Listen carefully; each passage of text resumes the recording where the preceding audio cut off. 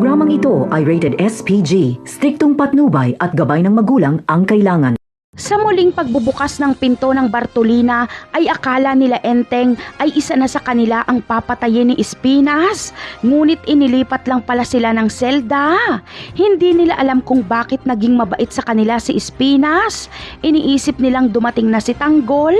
Nakita naman nila Bong na nasa selda na ang mga kaibigan ni Tanggol. Kaya naisip niya ring nakabalik na si Tanggol at Bubbles.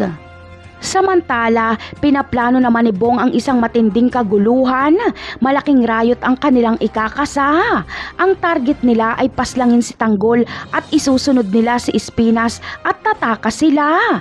Ngayong akala nila ay nakabalik na si Tanggol ay iniisip nila Bong na mas lalong wala na silang pakinabang kay Espinas.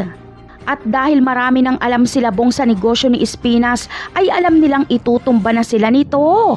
Kaya uunahan na nila si Espinas.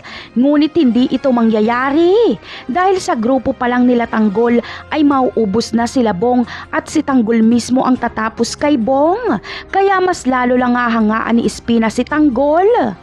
Sa kasalukuyang kaganapan naman ay makikipagtagu-taguan nga sila Tanggol, Mokang at Bubbles kila Ramon at sa mga tauhan nito.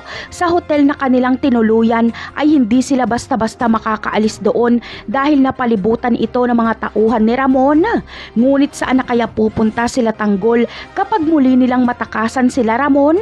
Dito na kaya sila babalik sa kulungan? Yan ang aabangan natin sa mga susunod na episode. Paalam!